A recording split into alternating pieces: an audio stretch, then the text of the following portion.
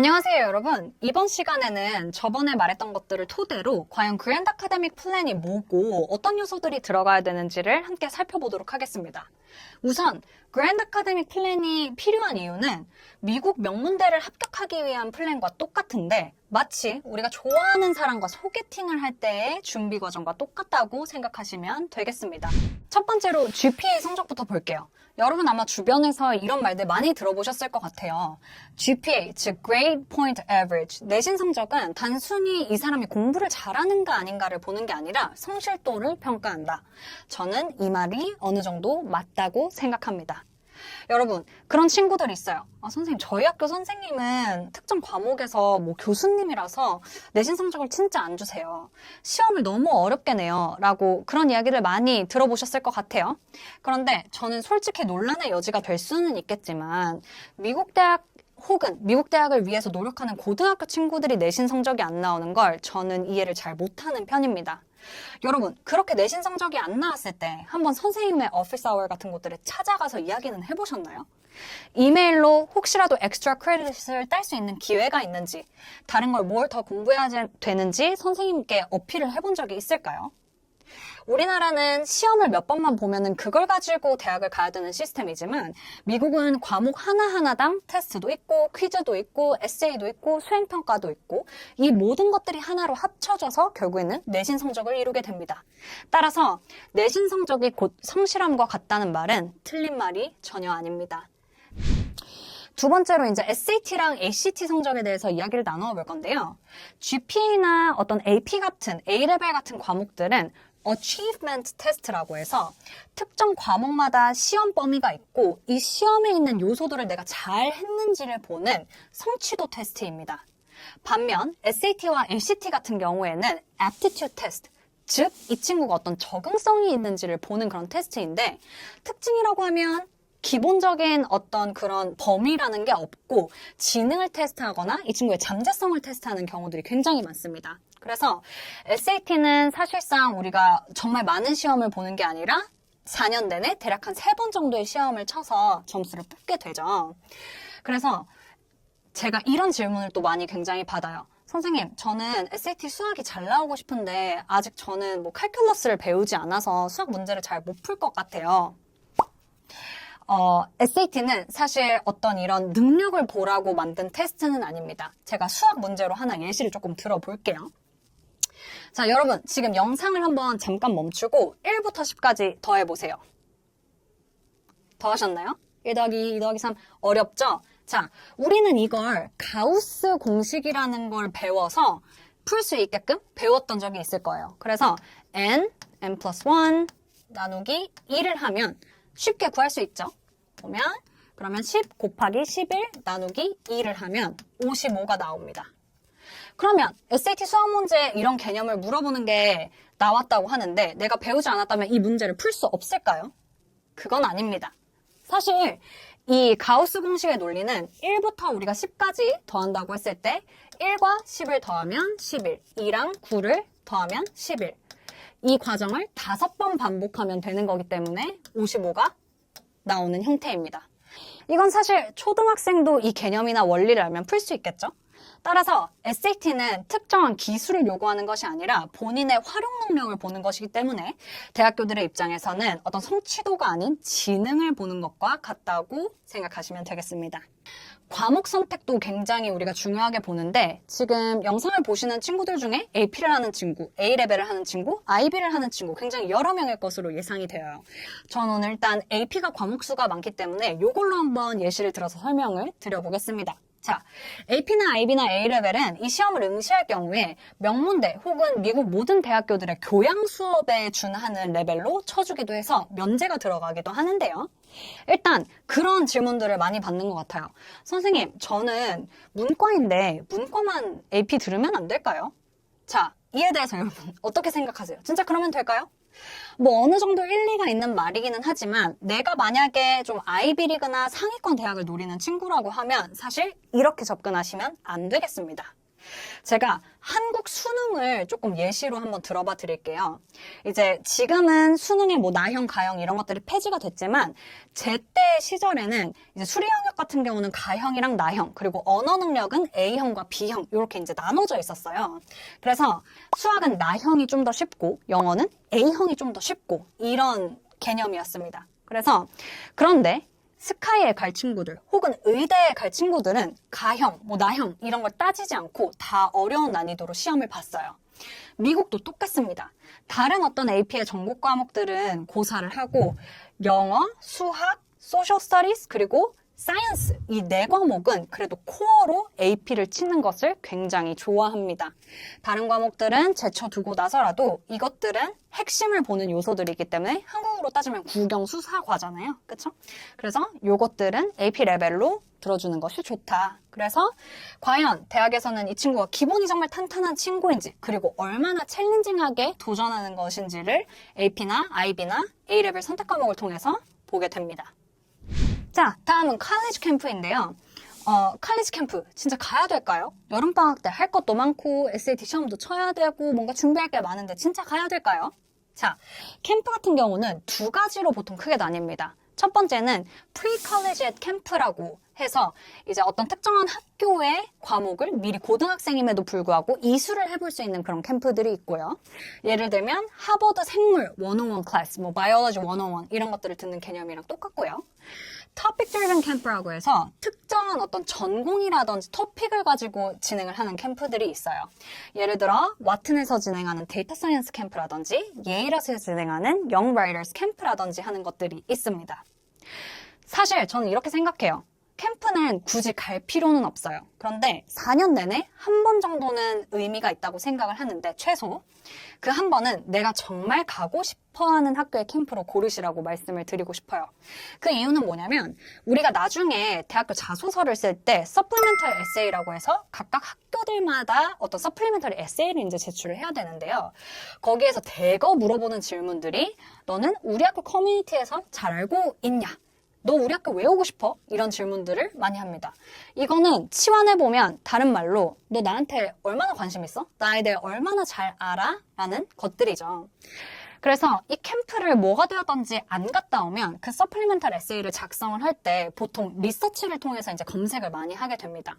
그러면 사실상 모든 학생들, 그곳에 지원하고 싶어하는 모든 학생들의 에세이가 청편일률적으로 나오겠죠. 그래서 캠프를 간다는 것의 의미는 내가 그 학교에 가서 이 학교의 전통은 무엇이고 캠퍼스도 구경도 하고 또 나는 정말 문과를 가고 싶은지 이과를 가고 싶은지 이 학교의 좋은 점은 뭔지 이것들을 몸소 체험하고 서플리멘터리 에세이에 넣을 수 있는 좋은 기회가 되겠습니다. 두 번째로 토픽 드리븐 캠프는 내가 정말 가고 싶은 전공에 대한 캠프로 하나를 선택하세요 가시는 것을 추천드립니다. 가장 많은 질문이 들어오고 어떻게 해야 될지 보통 몰라서 찾아오시는 경우들이 많은 이제 수상과 extracurricular 관련 영역입니다. 지금 여기 보면 호랑이가 담배를 피고 있는데 호랑이 담배 피던 옛날 옛 시절에는 사실 지금의 여러분들처럼 수상이 그렇게 많지가 않았어요. 대회나. 그래서 보통은 누가 오바마상을 받았대, 봉사상을, 혹은 공부를 잘해서 이번 학기 딘시스트에 들어갔다든지, 혹은 내셔널 소사이어티라고 해서 미국의 전반적으로 이제 고등학교 리그가 있는데 거기에서 뭔가 들어갔대. 이 정도만 되어도 사실 수상에는 크게 부담이 없었는데요. 이제 저희 때는 지금으로 바뀌었죠. 지금은 수상의 종류랑 프로젝트가 너무도 다양하고 많습니다. 그래서 이걸 어떻게 분류하느냐에 따라서 조금 다르기는 한데 제가 크게 세 가지로 한번 잡아봤어요. 첫 번째는 경시대회라고 해서 여러분들이 익히 알고 있는 뭐 사이언스 올림피아드, 뭐 AMC 수학 경시대회 이런 것들이고요. 그러니까 직접 참여를 해서 어떤 일정한 시간 내에 시험을 보고 그걸 제출하는 형식이죠. 두 번째로는 글쓰기 대회들이 정말 많습니다. 토픽이나 주제에 따라 매우 다양하기도 한데 이런 질문들이 있어요. 이과 학생들이 저한테 맨날 찾아와서 선생님 저 글 진짜 못 쓰는데 writing competition 이거 나가야 돼요? 이렇게 물어보는 친구들이 꽤 있는데 한두 개 정도는 꼭 나가시라고 추천을 드리고 싶어요. 왜냐면 아무리 과학이라도 내가 배우는 theory라든지 어떤 어플리케이션을 내가 생각하는 것을 글로써 표현해서 남들한테 전달을 할 수 있는지를 역시 핵심적인 영역으로 대학에서는 보기도 합니다. 그리고 마지막으로는 뭐 비디오를 제출하라든지 팟캐스트를 하라든지 뭐 로보틱스 제작 대회를 하라든지 이런 것들이 있는데 단순히 어떤 정량적인 이런 대회들과 비교를 했을 때는 창의성이나 프레젠테이션 스킬을 굉장히 많이 요구하는 그런 대회들이 많습니다. 그래서 이렇게 크게 3가지의 대회들을 골고루 섞어서 참여를 해보시라고 하면 좋겠고요. 또 제가 제일 하지 말라고 말씀드리고 싶은 건 어느 특정한 대회 하나를 가지고 4년 내내 목숨을 거는 행동이에요. 사실 그건 별로 좋은 의미가 아니고요. 대회를 대략 5가지 정도 고를 때에는 내가 정말 꾸준하게 열정을 보여줄 수 있는 대회, 그리고 하나의 토픽이라도 여러 가지를 보여줄 수 있는 그런 대회로 구성해서 나가시라고 꼭 말씀을 드리고 싶습니다. 다음으로 가보면 리더십 익스피리언스죠. 아마 많이 리더십 활동이 중요하다. 무슨 학생회 회장을 해야 된다. 회장 안에는 버클리를 갖고 못하는 LA를 갖다더라. 이런 이야기 많이 들어보셨을 것 같습니다. 리더십도 사실 포지션이 굉장히 많고 저는 오늘 크게 3가지로 이제 나누었어요. 일단 첫 번째로는 학교에서 해볼 수 있는 어떤 리더십들인데요. 대표적인 건 학생회가 있을 것이고 또 어떤 클럽을 파운드하는 그런 클럽의 대표가 될 수도 있을 것이고요. 두 번째로는 학교 바깥을 벗어나서 커뮤니티 리더십도 있습니다. Non-profit organization을 만든다든지, 뭐 봉사활동의 대표가 된다든지, 혹은 펀드레이징을 연다든지 하는 그런 커뮤니티 관련의 리더십이 있고요. 마지막으로는 팀, 스포츠 활동이 있죠. 팀의 캡틴으로 한다든지, 유스 코칭을 한다든지 하는 그런 일들입니다. 자, 그러면 리더십이 도대체 왜 중요할까요? 여러분. 대학들에서 뭐 리더를 뽑는다고 하는데 솔직히 그러면 그 많은 리더들을 다 뽑으면 또 리더가 또 생길 텐데 무슨 논리로 이걸 보는 걸까요? 리더십 활동을 할 때는 포지션이나 자리에 생각을 하는 것도 좋지만 거기에 너무 연연하는 것보다는 이 2가지를 핵심적으로 꼭 기억하시면 좋겠는데 첫 번째는 내가 리더가 되려고 한다. 그러면 어떤 문제를 내가 확보를 했고 그 문제를 제시해서 해결할 수 있는 능력이 있는가예요. 근데 대학이 가장 깊게 보는 건 내가 무슨 문제를 대단하게 해결했어요가 아니라 어떻게 해결했느냐입니다. 어떻게. 그래서 내가 학생회를 한다고 하더라도 그 포지션에 연연을 하기보다는 학생회 안에서 어떤 문제들이 있었고 내가 이걸 어떻게 해결을 했는지 how가 굉장히 중요하다. 그리고 이것들을 결국에 명문대가 볼 때는 우리 학교에 도움이 될 만한 인재인가로 이제 연결이 되는데 사실 대학은 모든 수재와 인재들이 오는 곳이잖아요. 그래서 각각의 분야에 있는 친구들이 서로 리더십을 발휘해서 같은 문제를 공통으로 해결해 나갈 능력이 있는지 그래서 리더십을 보는 겁니다, 여러분. 꼭 이 점을 기억해 주시고 리더십은 선택을 하셨으면 좋겠고요. 그리고 이 모든 요소들이 이제 합쳐지면 recommendation, 추천서로 연결이 되는데 여태까지는 내가 뭔가 자력으로 해볼 수 있는 것들이었다면 추천서 같은 경우는 사실 남이 써주는 거잖아요. 그쵸? 그래서 추천서는 그냥 누가 써주기를 기다려야만 하는 걸까요? 제가 이제 소개팅에 굳이 또 비유를 한번 해보자면 이런 걸 거예요. 내가 민지한테 잘 보이고 싶어. 그런데 한 1, 2년 전부터 꾸준히 와서 한 번씩 챙겨주고 이런 사람을 민지가 더 좋아할까요? 아니면 갑자기 한 달 전부터 와가지고 나 너랑 사귈래 하면서 이것저것 이야기하는 사람을 민지가 더 좋아할까요? 당연히 꾸준한 소통을 하는 친구를 훨씬 좋아하겠죠. 레커멘데이션도 똑같습니다. 일단 크게 3가지 영역의 recommendation letter가 필요한데요. 첫 번째로는 counselor recommendation이라고 해서 우리 카운슬러 선생님들한테 받는 거고 이거는 필수입니다. 안 받을 수가 없어요. 그래서 아이들이 가끔씩 와서 선생님 저희 카운슬러 선생님 너무 까다롭다. 맨날 뭐 안 된다고 한다 라고 하는 와중에도 잘 보이셔야 돼요. 그래서 카운슬러는 보통 한 10학년에서 11학년쯤이 되면은 배정을 확고하게 해주는데요. 카운슬러 선생님 배정됐다고 아무런 생각 없이 가만히 있지 말고 자주 찾아가서 이것저것 뭐 비타민 박스라도 들고 가서 선생님 저 어떤 대학에 관심이 있는데 도와주시면 좋겠다. 이렇게 요청을 해보는 걸 추천을 드립니다.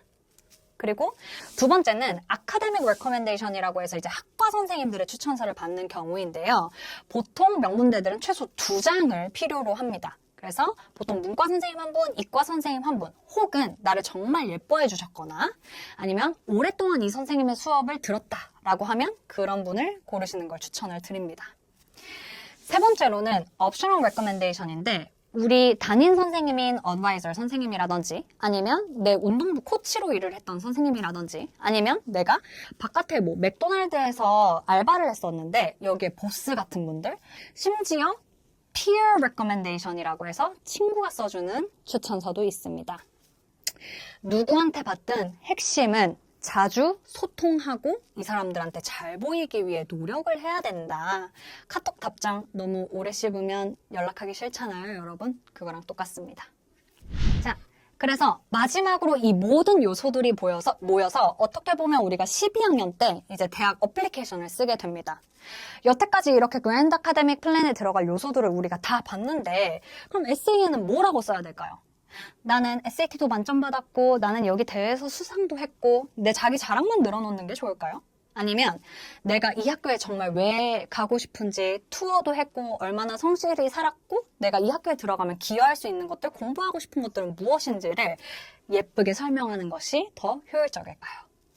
그래서 이 마지막 고백 공격은 우리가 다음 이야기에 한번 더 자세하게 살펴보면서 좋은 에세이는 뭐고 나쁜 에세이는 뭐고 어떤 에세이들을 명문대학교들이 좋아하는지를 한번 같이 보는 시간을 가지도록 하겠습니다.